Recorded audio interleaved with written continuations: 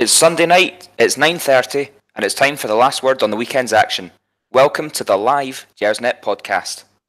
We're here to talk you through all things Rangers that have cropped up in another week of Scottish football that could only be described as mental.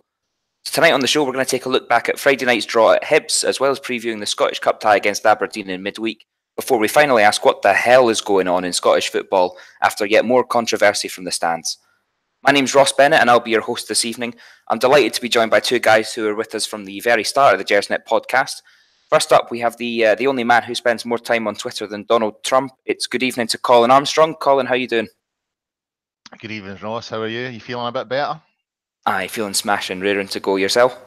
Not bad. So the runny bums away then? The runny bums away. It was the other end that was worrying me, to be honest, but that's a different show. Also, returning to the pod this evening and making his first appearance on the live show is David Fraser. David, how's things at your end? I'm good, thanks, Ross. Yourself? Aye, very good, very good. You excited to be with us on the live edition? Well, you're a bit behind the times, man, because I've been on live. Oh, have you? Once already.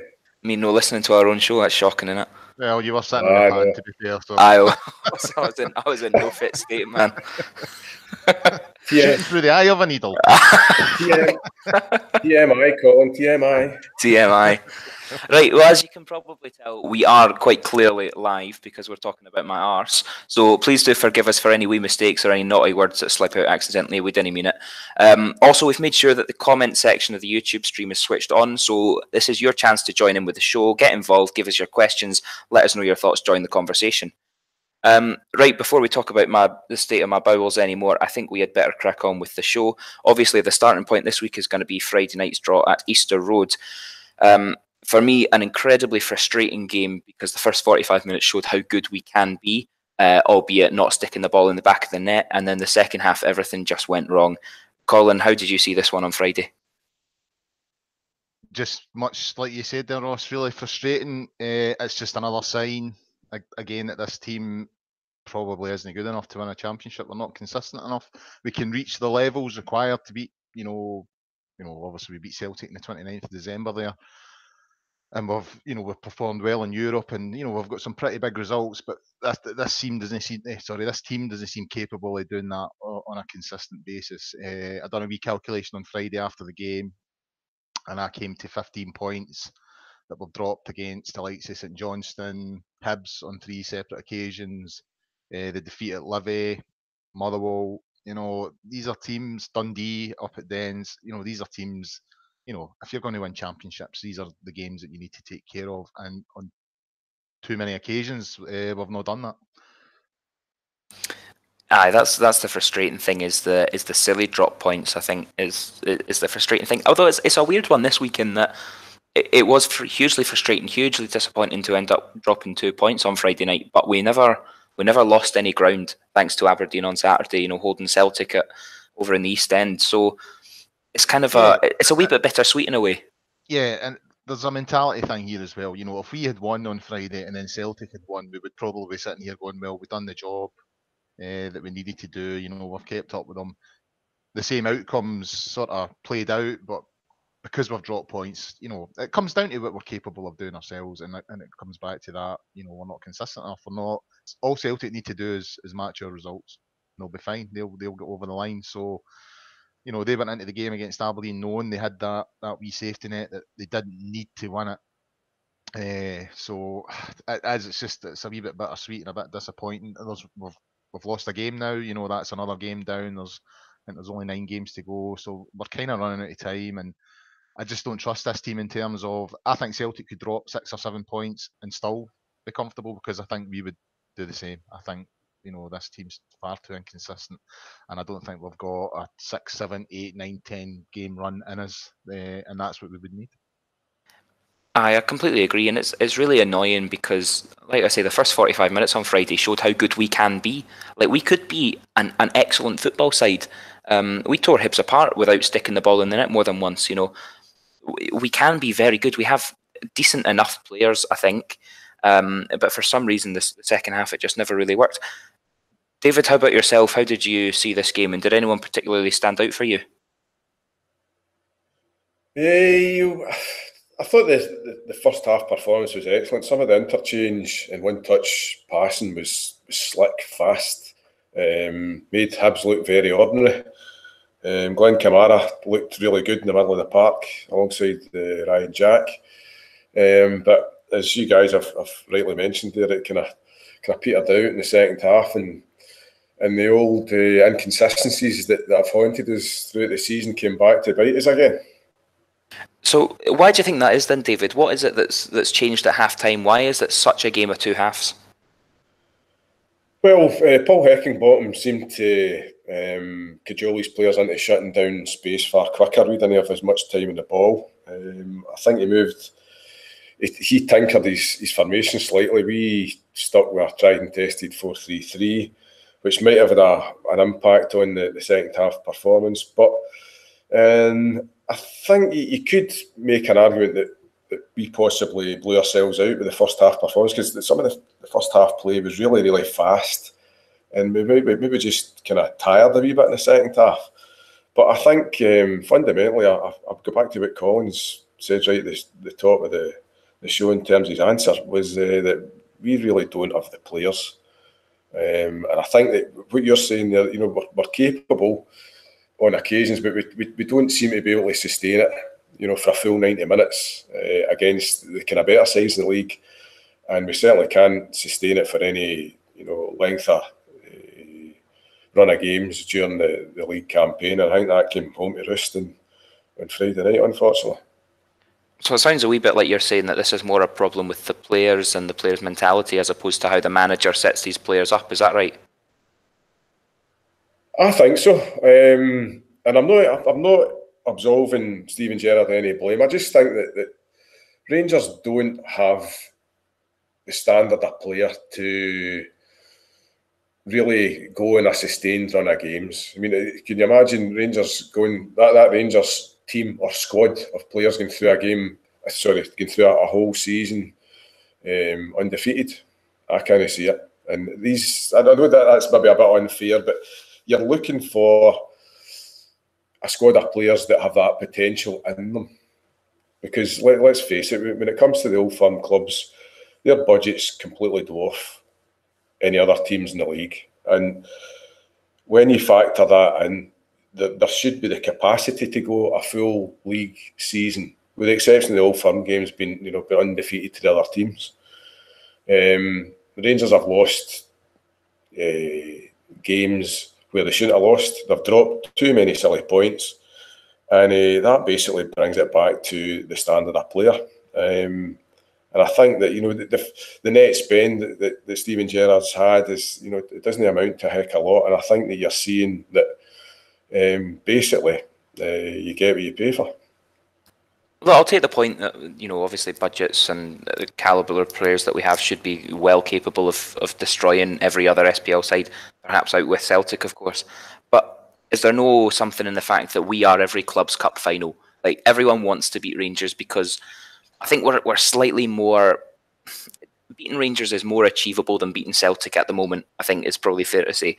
So teams know they can beat us. They've seen over the course of the season that we've been beaten by some very mediocre sides. So, like you see it with Hibs. Hibs are an average team, and yet second half on Friday they raised their game because they know they can get a result against Celtic. So, to me, I think we need to be a little bit more lenient and forgiving to the squad, understanding that every team is going to raise their game to face Rangers. They always have and they always will. And when we've got a slightly poorer Rangers side, then we're going to be caught out by these teams.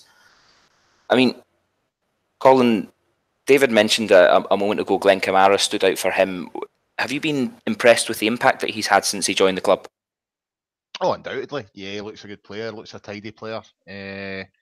He's mobile. I think he uses the ball very well, and in every game I've seen him, he's stood out. So yeah, he's been good. But there's not enough. I mean, coming back to an issue that David had raised there, the mentality thing. The image of Rangers, and I suppose the same with Celtic or any sort of top football club in any given league, is that the fans turn up. And that team turns out and puts in a brilliant display, and the atmosphere's through the roof, and blah blah blah. The reality is, it's not like that. These kind of occasions maybe pop up 4 or 5 times a season.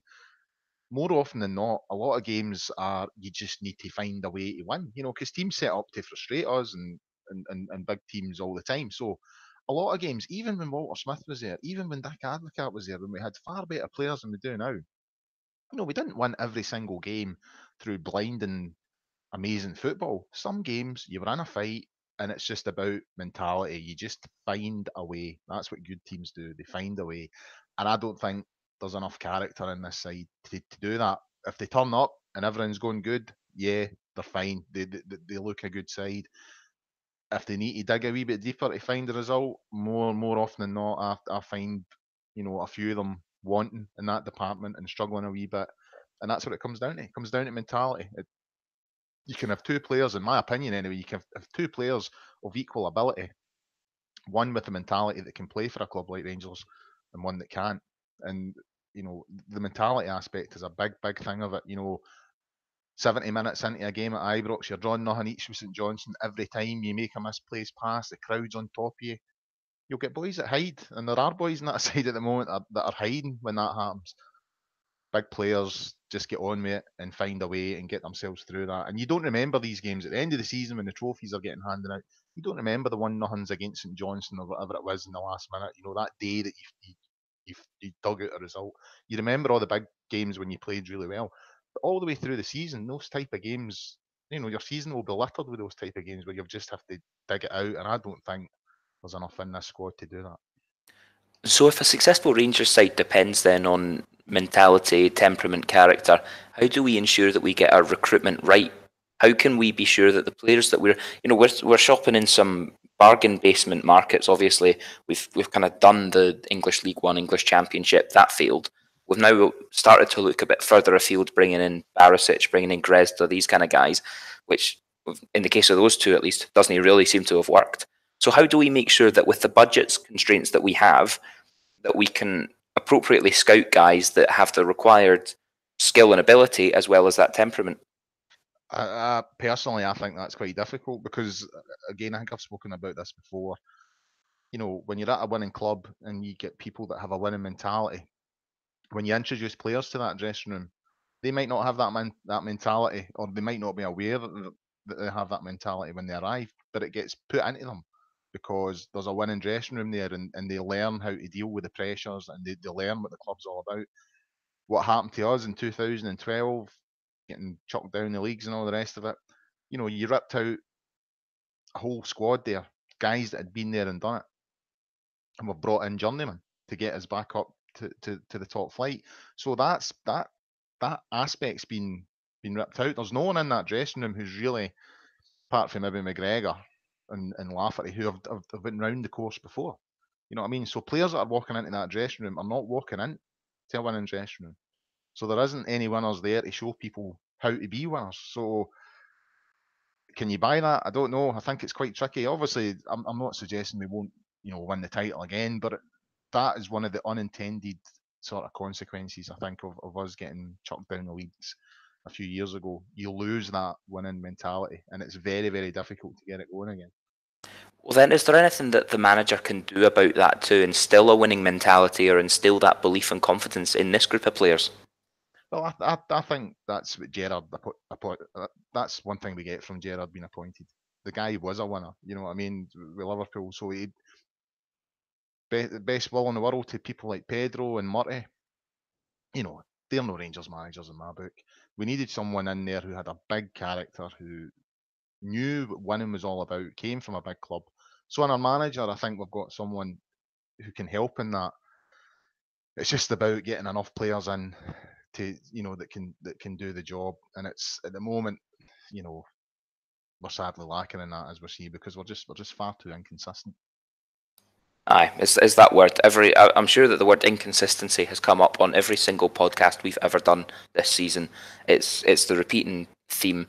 And actually, if there was one match that could sum up our entire season, it was probably Friday night. Showing some excellent football for the first 45 minutes, not taking our chances, not sending out the same side in the second half, and being punished for it. Staying on the game on Friday, David, talk to me about the referee. Do you think that his performance had an impact on the game? Undoubtedly. Stephen McLean is he's an abject referee in my opinion. He missed a glaring penalty kick where David Gray pushed Alfredo Morelos at the back post. So yeah, he did have an impact in the game. Obviously, Hibs going forward just before we scored. Obviously, the linesman incorrectly flagged for offside with Hibs going forward, and McLean overruled him even though he was miles behind play. How he could have judged that is beyond me. But fortunately for us, it didn't come back to bite us. But yeah, but I mean, like we saw last weekend in the Aberdeen Cup game, Kevin Clancy again.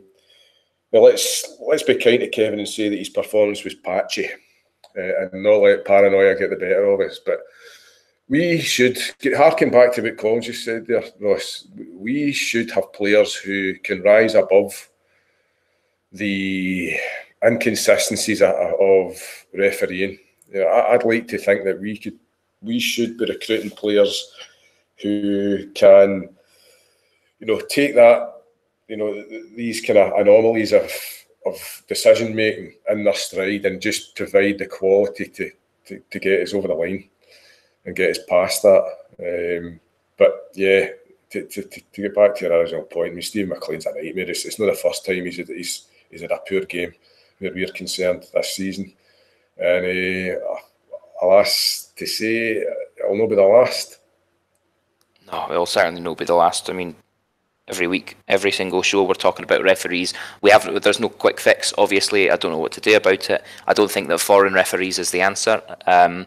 I don't know if making them professional full-time referees is the answer. I don't know what the answer is, but I think we'll probably have to see some kind of change, whether it be to the refereeing training and coaching or the refereeing set up at Hampden or the compliance officer and the disciplinary process. I think there will be some changes over the summer and things will change up for next season, hopefully. One last word on the Hibs game before we move on, and I'm going to talk obviously about the moron, the clown who ran on the pitch and attacked our captain. Later on in the show, we're going to kind of talk about the state of football and supporters across the UK and maybe further afield at the end of the show. I want to talk quickly about Gerrard's record in the bigger games. And by bigger games, I mean games like Hibs, Aberdeen and Celtic, possibly Hearts as well, if you consider them a bigger game.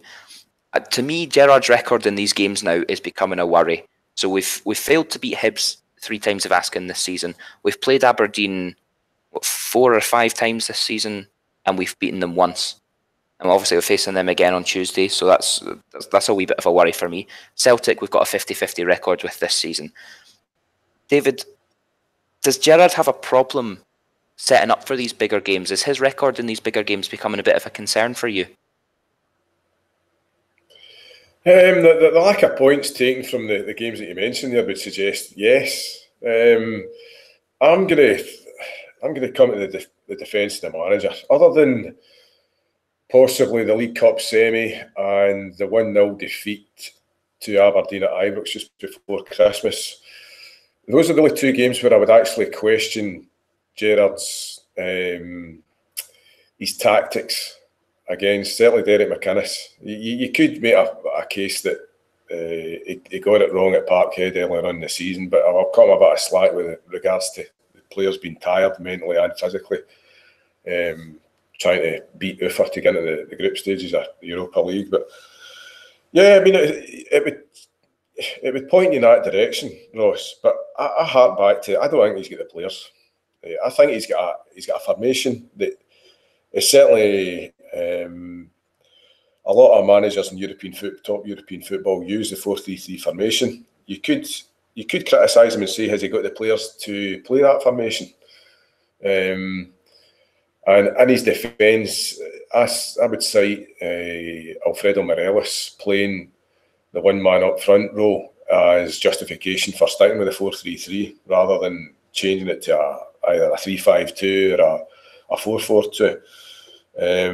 But yeah, he's got it all to do. I don't think that's lost in Steven Gerrard. I mean, he's the frustration after the game on Friday night was palpable with his after-match comments. I could dare say, I could picture him in that dressing room telling them what he actually thought of the performance, and the fact that they can't chip away points against teams that they should be beating if they want to win titles. And Aberdeen and Hibs and Hearts certainly fall into that category. They're the only teams that you would really, take out with that category of beating them home and away more often than not would be Celtic, for obvious reasons. So he's got to put it right on Tuesday night, Ross. It's as simple as that. It's arguably the biggest game of the season.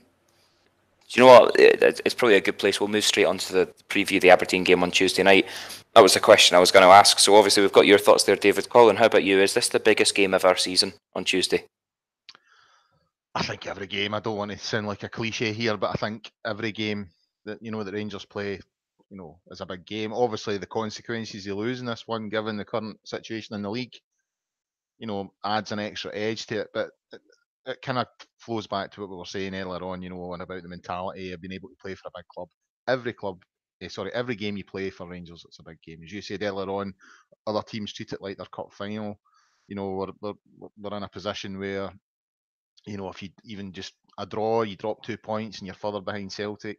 You know what I mean? So players of the opposition know that Rangers players are living under that pressure. So they'll try and exploit that. And it's up to our players to be big enough. And that'll be the same on Tuesday. Aberdeen know that the stakes for us are slightly higher than they are for them, because Rangers are expected to win trophies, whereas Aberdeen just hope to win trophies. So it is a big game, but I think every game's a big game for Rangers, you know what I mean, regardless. And I would actually maybe slightly disagree with the sort of stuff that was getting mentioned earlier on around Stevie G in big games. I think if you look at this season, Celtic have dropped points against Kelly, they've dropped points against Hearts, they've dropped points against us. These big games are the games that you expect. You might drop points occasionally, especially when you're going away from home. If your pathology is always a tricky place to go to, Tynecastle can be a tricky place to go to. Celtic Park, all that. These are the games that you look at and think, well, we might drop points today. In my opinion, the problem this season was what I said earlier on. Your St Johnstones, your Dundees, Hibs 3 times. That's a poor Hibs team. They are not a great side this season. That's 6 points we've dropped against them this season. These are the games that have cost us. I don't think it's been the big games that have been the issue. If you take those 15 points that we've dropped against Diddy teams, we're in this title.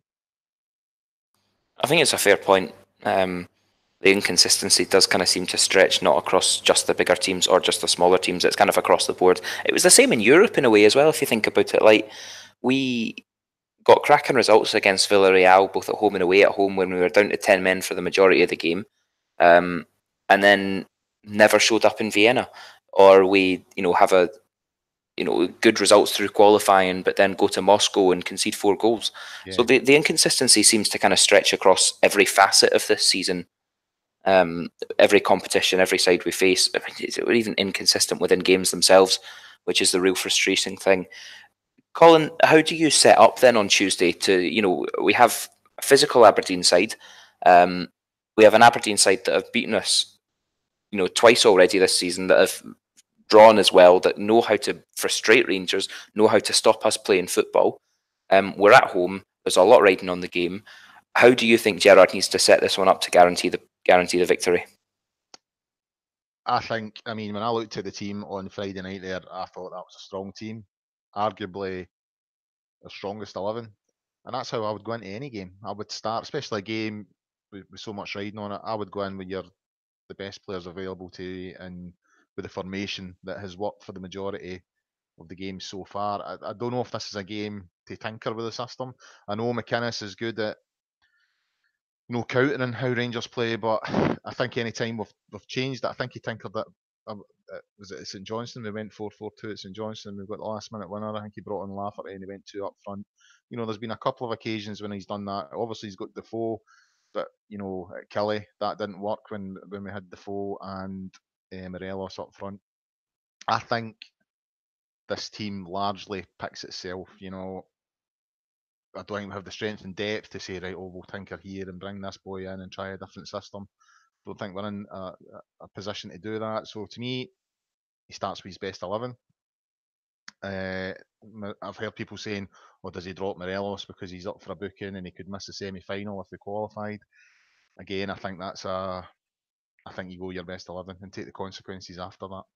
If he gets booked on Tuesday night, then that's just the way it is. We have to make sure we're in there first. So to me, you go with your best 11. How about yourself, David? That's an interesting point that Colin raises there about Morelos potentially picking up that yellow card. Do you have kind of faith in the boy and confidence in him to keep his temper under control and no pick up that yellow card? Or do you think there's an argument to say leave him out and unleash him on Celtic in the semi? Yeah, I'm with Colin in that one, Ross. I don't think we can count our chickens. I think you need Alfie in the team. Whether he's got the wherewithal to keep his temperament in check, that's a different kettle of fish. I don't know. It's a difficult one to answer. I mean, he could be fall victim to underhand tactics as he's done against Aberdeen in previous games this season. Quite possibly, could he be wrongly penalised by an aberration by the referee? Quite possibly. Some people might say probably, but no, I agree 100% with Colin. You go with your strongest team, and Alfie is our best player, and you've got to play him. I'm on the same page as the pair of you. We kind of mentioned a second ago that Aberdeen are a physical side and they know how to stop Rangers playing. That's one of the things they've been strongest at this season coming up against us, is that they know how to stop us playing the football we want to play. So how is it, David, how do you think we can stop Aberdeen from dragging us into a physical battle? What do we need to do to make sure we don't get drawn into just a physical slugfest out there? I think we should be drawn into a physical slugfest. We just need to come out on top of that physical slugfest. In previous games, we've let the red mist, especially where Morelos is concerned. We've let their players get inside our heads, and we've not been cute. Morelos tried to be cute at Pittodrie when we won there last month, and some of his antics were a bit questionable, to say the least. Certainly when you look back at the replays and TV. Obviously last Sunday, you could say that with a Stonewall penalty denied, when he was manhandled by Andy Considine in the box. But no, I think I would strongly imagine that where the game could be won and lost will be in the middle of the park. On too many occasions this season, Graham Shinnie has if not dictated the game, he has had a major impact on the outcomes of games against Aberdeen this season. And last weekend, Ryan Jack had one of his poorer games this season. He was getting the ball away quite frequently. I would be looking to Ryan Jack and if he's assuming he's fit, Scott Arfield and Glenn Kamara to impose themselves in this Aberdeen midfield. And that means schooling Graham Shinnie. But Graham Shinnie's a good player. He's a vastly improved player, in my opinion. And hence the reason how there's rumours going about that we're interested in signing him for next season.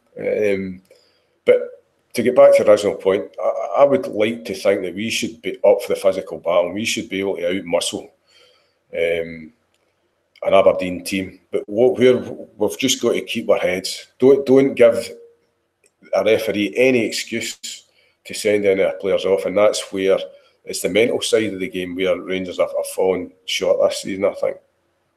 If I can just come in there, Ross, I think the games at Ibrox and Pittodrie tend to be different. I think the sort of slugfest that we all know and know well, these tend to happen at Pittodrie when Aberdeen are at home. I think the games at Ibrox, it's a bigger park. I think if Rangers use that wisely, I'm not saying they'll not be niggling the game, but these games don't feel like awfully big games at Ibrox to me. The bigger games, in my opinion, are the ones at Pittodrie. They're the games that are a bit more rough and tumble. That's when Aberdeen dictate as a home team the tempo and all the rest of it, and that's what they want. Gerrard was quite critical of Aberdeen. They trained on the pitch on the Saturday last week. Cut it all up to suit their style of play. Well, we're at home this time, so the pitch will be more suited to our style of play. It's a bigger pitch, so I always think these games are slightly different. They're not quite as rough and tumble at Ibrox, so it could possibly suit us. But time will tell. Absolutely. I think that's a really fair point, and that will play into our hands if we can actually get the ball down, play a bit more football, and not have to worry about a physical battle. Because I'm not convinced that we would win the physical battles. I think if Aberdeen do what they do.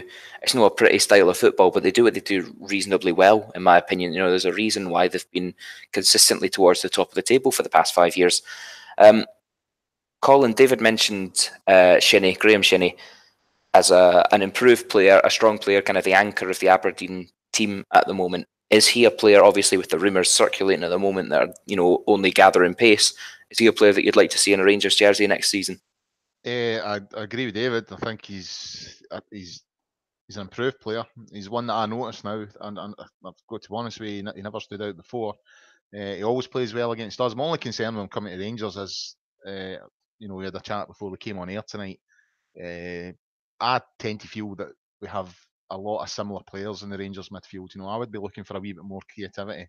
I think Shinnie is maybe just another version of what we've already got. So that would be my prime concern. But I think he's shown good enough form to deserve a move to Rangers. But is he any different from what we've already got? I'm not so sure on that one. I think I agree with you there, because our midfield is kind of cluttered at the minute with a lot of players that could all kind of be doing the same job.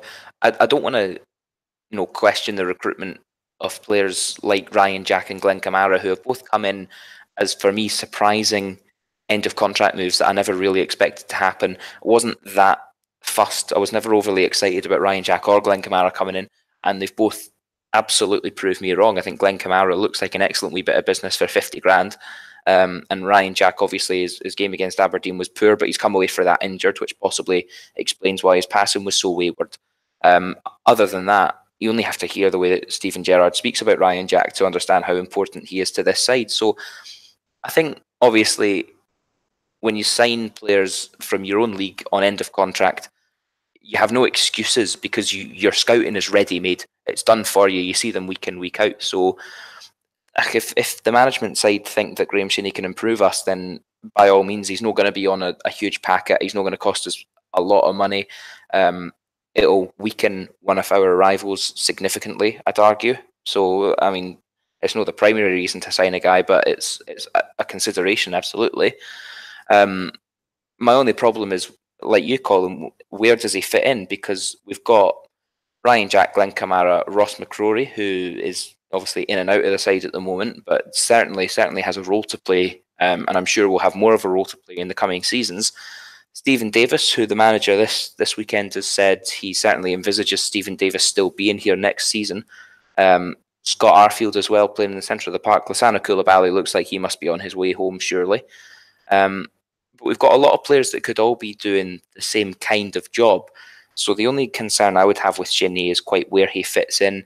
He almost seems to be a bit more like an Andy Halliday type player. Like, we could just play him in the centre of midfield if we need to, but we can also fill him in at left back if we have to. I don't know, maybe a modern day utility player. David, how about yourself? Do you think that Graham Shinnie's the kind of player we need to be signing at this stage? I agree with you guys. Up to a point. Graham Shinnie, for me, he's got dig. Graham Shinnie. He gets about the pitch. He's left-sided, so he would add balance to the midfield. But as we've been speaking about the whole show, Glenn Kamara's come in and showed great balance. He's added balance to that middle of the park, because he is primarily left-sided, although he's two-footed. So he's got balance with both sides of where he can move in the park. Well, the question is, would Aberdeen sell to us? That's debatable. If he's out of contract, then that's a different kettle of fish. That's obviously down to the player and the Rangers, the club. I'm not so sure that Aberdeen would sell to Rangers. I think they've got a chief executive who would block any move for an Aberdeen player, unless it was for funny money. and obviously we're not going to pay Aberdeen funny money for their players. So to answer your question in one word, would I sign Graham Shinnie? Yes, I would. But that would mean that other guys would obviously need to be shipped in order to balance the books. I think that's the thing. And out of the players that we mentioned there, your McCrorys, your Ryan Jacks, I don't quite see who it is that would be shipped out in order to make way for Graham Shinnie. I don't quite see where he improves us, I think is the point. Handy player to have, useful squad player if we've got endless resources, but I don't quite see how much he improves us. But that's obviously where the manager and where the scouting team need to make their money, you know? Sorry to cut across you there. Sure. Ross. Well, the way you could look at it was, you mentioned there interestingly that you didn't fancy Ryan Jack. Now, would you say it's fair comment that Ryan Jack's improved the Rangers midfield? Undoubtedly. Well, I would say Graham Shinnie would fall into the same category as Ryan Jack, where you possibly have doubts about him coming. But I think if Graham Shinnie came into the Rangers midfield, I think the midfield would be improved.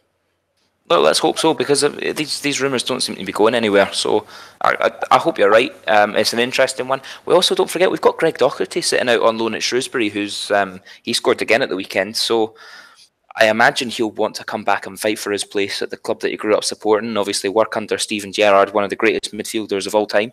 No better place to learn your trade as a midfielder. So it's a strange one in midfield, because there's a lot of players there, all of a similar calibre. And I think there's going to be a real headache if we stock up too much there of how we fit them all in the side. Right, I think it's only right now that we move on to talk about the state of Scottish football, and the state of football in a wider context after the scenes we've seen today, obviously. We had on Friday night, as Tavernier goes to pick up the ball to take a throw in, he was, the only word that I can think for it is attacked. A thug runs onto the pitch, boots the ball, and then turns to Tavernier, lifts his hands. Tavernier defends himself quite bravely. I have to say, it's quite brave starting a fight with the guy with all the dugs, but fair play. Colin, do you now have concerns for the safety of our players? This is not the first time we've had issues with Hibs fans, of course. Are the players now unsafe going to their work? I certainly, I don't want to be over,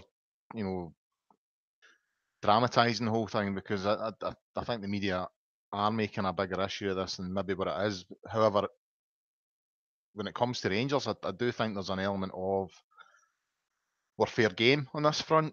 I think if you look at most of the incidents that have happened over the last 2 or 3 years, you had the incident at Motherwell with Lee McCulloch, got a sort of pole shoved in his eye kind of thing, the flagpole. There was a pitch invasion that day as well. The fans came on the pitch and made their way to the Rangers supporters. There was obviously the Scottish Cup final, everything that sort of took place there. We've had that incident on Friday. There was an incident at Easter Road previously. The bottle came on the park. Was it Scott Sinclair it was aimed at? So, of all these incidents that have happened, the majority of them involve Rangers. You know what I mean? So, but, Rangers being the victim of them. So I felt for a while, the Scottish Cup final, that's the first time I've been at a game. Now, if I was just myself, I probably wouldn't have bothered, wouldn't have felt that intimidated. But I was there that day with my son, who was only 10 or 11 at the time. And so it was pretty scary. You're thinking, right, this has got the potential. I was behind the goal at the Rangers end. And the minute the Hibs fans came on, I knew what was what was about to ensue. I thought they're not coming on to celebrate. And sure enough, a good proportion of them crossed the halfway line, ended up behind the goals where we were. And then you've got boys where I was, climbing over the seats to try and get down and meet them. So, yeah, I kind of felt a wee bit worried for my boys' safety that day. I was at Easter Road last season. The game we beat them 2-1 just before Christmas. Morelos scored, and I think, was it Windass that got the other? And I was kind of close to that corner. I was obviously on the Rangers end behind the goal, really close to that corner. And, the hatred, it has to be seen to be believed, really. You know what I mean? There is a real unhealthy dislike for Rangers Football Club out there. Now, I get rivalry, I get that, but, it just seems to me that when it comes to Rangers, when it comes to our supporters, you obviously had the incident There was a couple incidents in the semi-finals against Celtic. I think there was 2 young boys got bottled, So yeah, I have increasingly felt that there's a feeling amongst Rangers that it's fair game for us. Songs coming on the park, whatever. It's allowed when it's Rangers. The difficult thing for me is that I don't want to sound over dramatic like yourself, Colin. These things can be sensationalised a wee bit in the media, and everyone can have a slightly hysterical reaction. But without meaning to go over the top, that lad who came on the pitch on Friday and got his hands on Tavernier, he could have had a knife easily. I know you get a wee frisk on your way into the stadium these days, but I mean, if you're telling me that there's no way you can tell me that you'd never get a knife in under your jacket or in your sock or something like that. He could have had a knife. And there's no protection for the players. Don't know where the stewards were. Don't know where the police were. The steward that actually grabs the boy back never even jumps the barrier himself. He just kind of leans over to hold him. So I think there's legitimate concerns for player safety, for fan safety, of course. Like you, Colin, I was at the Scottish Cup final. I wasn't so afraid because my bird was with me and she could batter anyone. But I think there is legitimate concerns. And it's not just Rangers. Obviously Scott Sinclair has a bottle of Buckfast lobbed at his head, and it's no totally out of the realms of possibility to say that could do the guy serious damage if that hits him in the head. I mean, as much as I do not like Scott Sinclair, I don't like any Celtic players. That's because they're our biggest rivals, right? Aye. That's how rivalry works. I don't like any of them, and that's fine. I don't want to chuck a bottle of Buckfast at them. You know what I mean? At the end of the day, these people are at their work. You know what I mean? Exactly. And they shouldn't. I know you get rivalry, as I said, and you're going to get the comments and all the rest of it, and some unpleasant songs, and when you go up to get a throw in or whatever, and you're close to them, you're going to hear somebody calling you this, that, and the next thing. To me, that's water off a duck's back. You know what I mean? Sticks and stones and all that stuff. When people's well-being is endangered a wee bit, then that's a different thing. And by the way, you have to look at how seriously the authorities take this, because that steward that you were talking about, and there was an incident in England today, obviously, at the Villa Birmingham game. They're all moaning about the stewards. Would you get in the way of someone for minimum wage? If someone comes running down the stairs trying to go in the park, are you going to risk your own well-being for no, £6 an hour or something? Well, that's the thing, so we can't. I don't think we can be overly critical of these people when, who should be dealing with these incidents as the police. The police have more, straight away, visually, you see the police, you think, oh my God, right, I can't go in that park. You see a steward on £6 an hour, you think, fuck him, I'm getting on that park and I'm going to have a go. So we have to look at how seriously do we take player safety? How seriously are we treating this? We can't have a wishy-washy way of dealing with it. And then when that goes wrong, we say, oh, this isn't good enough, the stewards aren't good enough. The one I always remember is when Rangers scored the last minute winner at Thistle, and a couple of them came on the park, right? And there was that image of that wee woman just standing there with the yellow jacket on, just standing with her arms out, as if, right, nobody come on the park. There's no way she was getting in the road. There was absolutely no danger she's going to risk her own well-being. She's there for a wee bit extra money. I know guys who have done the stewarding when it was rock steady, and they done it so they could see the game without paying. You know what I mean? So we have to ask ourselves, how seriously do we take player safety? How seriously do we take policing and stewarding? Because if we're putting people in positions that their own safety's in jeopardy, and we're paying them pittance, well, you get incidents like what happened on Friday. And the difficulty is with that, of course, is the fact that we can ask how seriously do we take it, but how seriously do the authorities want to take it up until the point that someone actually gets seriously hurt? That's the only time that I can see that this is actually going to change. Is, we can say Tavernier has a lucky escape. Jack Grealish today playing for Villa has a lucky escape. At what point do things actually change? Because it seems like there's no appetite for the change. Everyone sits around saying, oh, it's terrible, this guy's a moron, this guy's this, he deserves the jail, whatever. But there's no impetus really to change. And I think the only way that things will change is when someone gets seriously hurt. And unfortunately, I have a terrible feeling that'll be one of our boys. David, we've seen some terrible things, obviously, from the stands over the past few months. We've seen coins being chucked. We've seen, obviously, player invasions, bottles being thrown. The Hearts goalkeeper got punched whilst he was playing. That seemed to be missed by the cameras, but he ended up down on the floor. Is it getting worse, do you think, David, or is it just having a bit more of a spotlight shine on it at the moment? I think it's definitely getting worse in terms of maybe the last 30 years or so. Certainly, in my time following football, it's becoming more prevalent. We don't want to see a return to moats at stadiums, or stadia, I should say. We don't want to see fences keeping fans in. Obviously, that maybe doesn't have the same safety implications as it once did when grounds were terraced, where crushing could, obviously the barriers were taken down in the aftermath of Hillsborough, quite rightly. But yeah, you look at the incident on Friday night.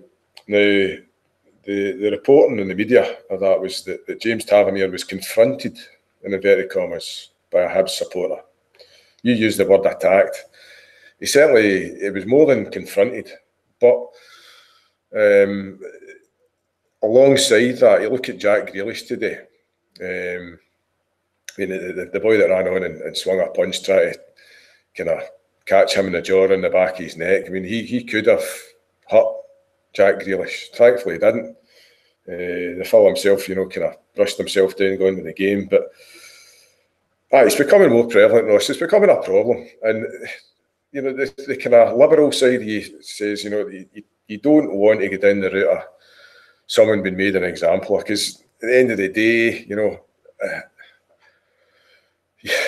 people will probably shake their heads in disbelief at me saying this, but they've not killed anybody, but is it going to take somebody getting their eye out, somebody, as you've alluded to, somebody running onto the park with a knife and taking it too far? Is it, rivalries, alcohol being involved, drugs being involved, for a player to be assaulted and badly injured for the authorities to do something? All this would take is the likes of the boy that ran on at Easter Road there, is to hit him with a serious fine, and no community service or anything like that. Hit him with something where it's going to send a message out to any potential would-be hard men that want to run onto the park and make a name for themselves at a game. Goading opposition fans is one thing, but attacking players on the pitch is just it's gone too far, and I think it's symptomatic of the lack of mentality amongst some of the supporters that go to games these days. I think there's a lot of drug-fueled hijinks, as opposed to, obviously there's alcohol involved, but I've noticed a big increase in a lot of drug taking at games, and I think a lot of it can be put down to stuff like what you've seen in Friday night, where somebody's maybe fueled up in some Class A substances and thought to themselves, I'm going to run on here, I'm going to sort out Tavernier and look like the big man in front of my cohorts in the corner there at Easter Road. And the longer it goes on, as you've alluded to, is it going to take for somebody to be properly injured before the authorities do something about it? Quite possibly. I hope not. I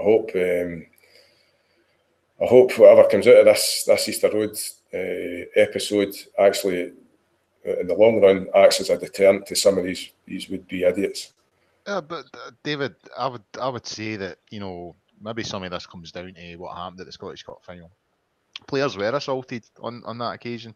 Lee Wallace was assaulted, and several others got it, and some of the staff got it as well. And that was all kind of brushed over and over exuberance. And so when you get a major incident, which happened at that cup final, and it's so sort of glossed over as just a wee bit over exuberance, it's a great day because Hibs won the final and blah blah blah. That gives would-be assailants in this sort of field, that gives them the license to well, that's fine. If I do it, there's no real repercussions. I'll just do it. I understand. I mean, it's a far bigger. There's more things contribute to it than maybe people I think would realise. What does this guy do for a living? There's probably every chance that he's not earning a lot of money. Therefore, he puts all his energy into identifying himself as a Hibby and all that kind of stuff. You know, so there's lots of things contribute to this thing. But, you know, when things do happen, especially something that's as serious as what happened at that Scottish Cup final, I'm still stunned to this day as to how that was viewed and how it was treated. You know, you're right. You're spot on. But look, I hear exactly where you're coming from, Colin. And sorry to jump in there, but has Rod Petrie talked his way to absolving his club of any blame and Liam Dempster within the corridors of power at the SFA? Quite possibly. What's going to happen on the back of this? I mean, Liam Dempster came out after the game and came out with the usual platitudes about being shocked and horrified about our club's name being dragged through the mud by one idiot and threatened to close down stands and all that. Is that going to happen? Probably not. Don't know. Another thing I've noticed as well with this incident, you know, when the Stevie Clark thing kicked off, you know, when he was on the receiving end of the sectarian song, and then when the Rangers fans unveiled the flag at Hamilton, you know, it was all strict liability. You know, we need to bring in strict liability. I've not heard anyone call for that after this incident. You know what I mean? There's been no sort of, here's more proof to back up strict liability. It's been totally anonymous. It just seems to be, again, coming back to the point I made earlier on, it seems to be whenever it involves Rangers and Rangers are the guilty party, that's when strict liability gets mentioned. Whenever we're the victims, it's just over exuberance. It's nothing to worry about. And that needs to change. Before there's a serious debate on this and before people actually want to sit down and fix it and clubs will actually take responsibility. But one thing I noticed on Friday after that happened, the first song that came for the Rangers fans in response to that was the Billy Boys. Right? Now, that to me is just them saying, right, well, if yous are going to come on and attack our players, we're going to piss you off with songs that you always moan about. And that's it. That's essentially what it comes down to. It's about people at clubs other than Rangers realising that there is a serious issue when it comes to Rangers in this country. That people have an unhealthy attitude towards them. I don't mind being disliked. I don't mind a certain level of hatred. But the whole debate is so one-sided at the moment. It needs to change, or nothing will improve. Well, the club have been a bit remiss in not coming out and criticising the actions of the Hibs support.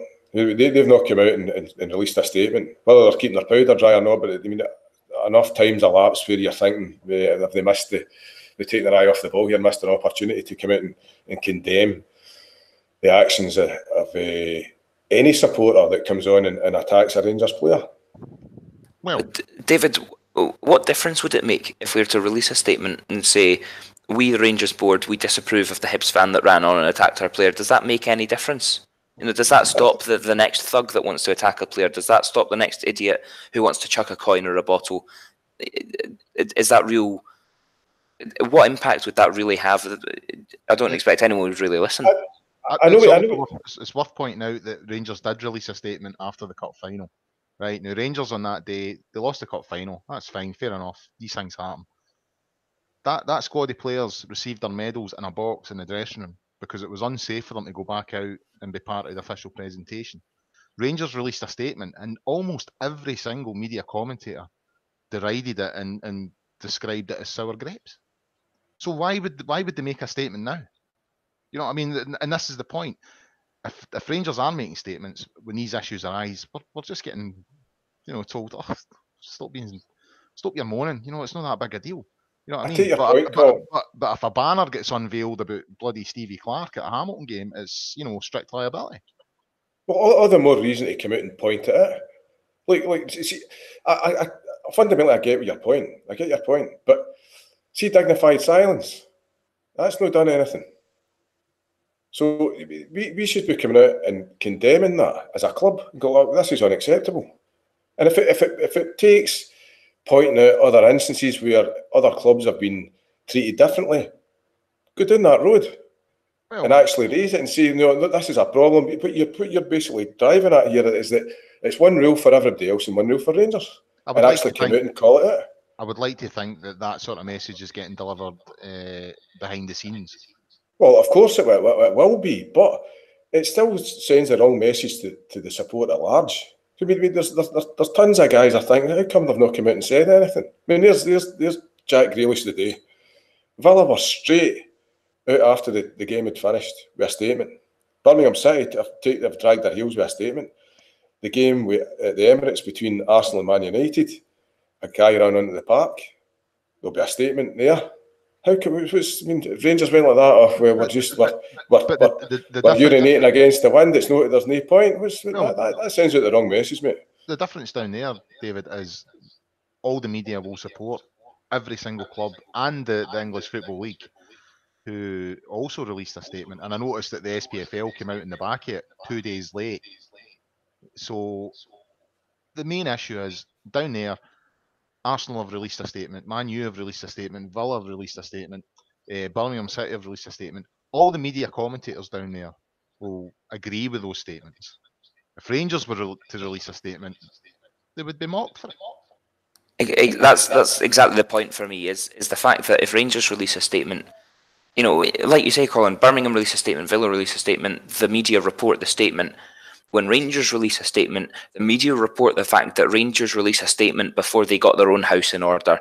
Rangers release a statement, but they couldn't stop their fans unfurling a banner. They couldn't stop their fans singing the Billy Boys. Rangers release a statement, but remember back in September when they threw a coin at a linesman? That's the kind of balance that we're dealing with. And that to me, that's the issue. Don't get me wrong. I've said on the pod before, you know, there's an element within the Rangers support that does us no favours on this front. But if I was on a football park, I would rather be called a fat orange bastard than have somebody come on and physically attack me. If you're asking me what the two things, what I would choose to have done to me, I would take the name calling. But up here, name calling's the big issue. You know, that's the thing that, strict liability. We can't have this in our game. Boys coming on the park and challenging players or confronting players in inverted commas. Over exuberance. We don't want to get our knickers in a twist about that. That's not a big deal. That incident you spoke about earlier on, Ross, the Hearts keeper getting punched in the face, that was almost erased from history because Neil Lennon got struck by a coin. That was the big story. You know, the poor boy that took a sore face, he barely got a mention.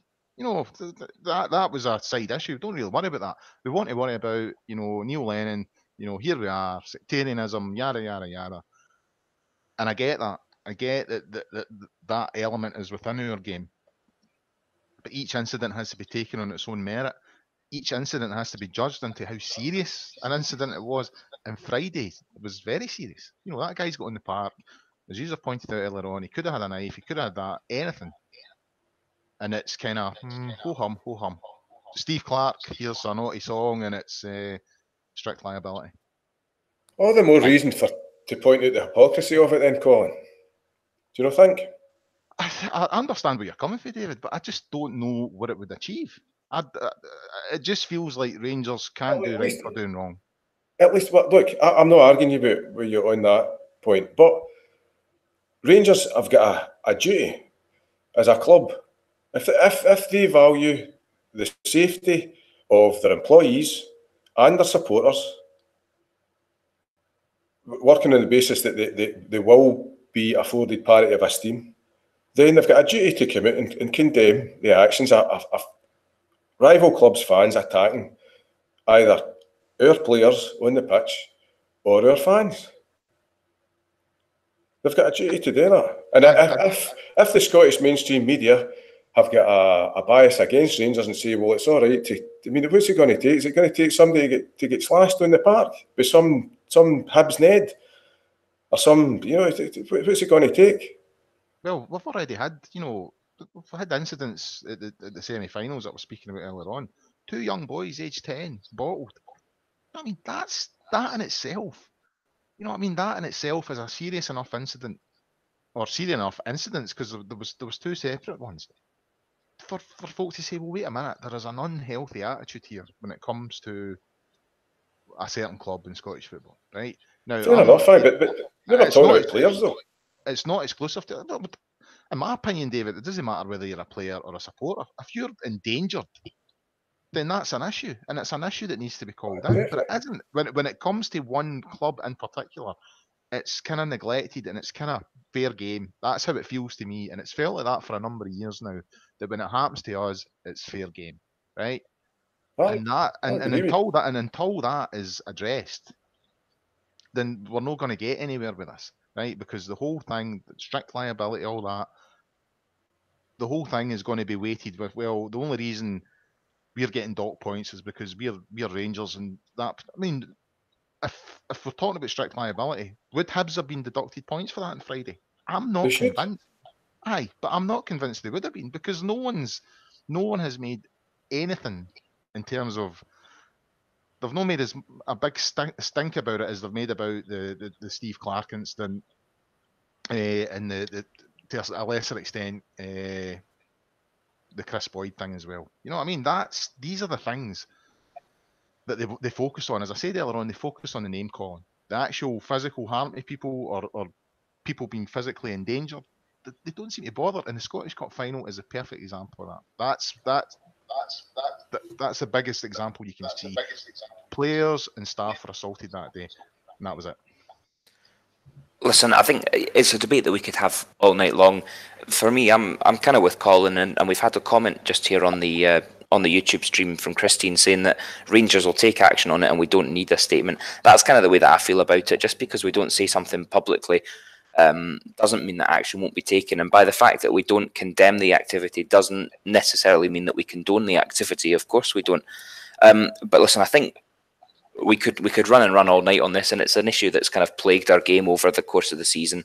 Up in Scotland is these moronic activities coming from the stands up and down the country, you know, from Rangers to Celtic to Hibs, St Mirren chucking coins, St Mirren fans spitting on an injured player being carried off in a stretcher. Some of the things we've seen this season coming from the stands are nothing short of disgraceful, and we have to only hope that things can improve. I think that's probably just about all we have time for. I'm conscious that we've now run over the hour, so I think we're probably going to have to wrap things up there. So I'd like to say a massive thank you, as always, to both Colin and David for both of their contributions this evening. If you guys have enjoyed the show, please do be sure to subscribe, leave us a wee comment, help us reach as many folk as possible. Also, make sure that you head over to the website at www.gersnet.co.uk. When you get there, you'll find loads of great content. You can join in the discussions on the forum, so definitely be sure to check it out. The show will be back next week, and I hope you'll be able to join us then for all the discussions. Hopefully, we'll be talking about getting through to the Scottish Cup semi-finals. All that's left for me to say is thank you very much for listening, and have a great week.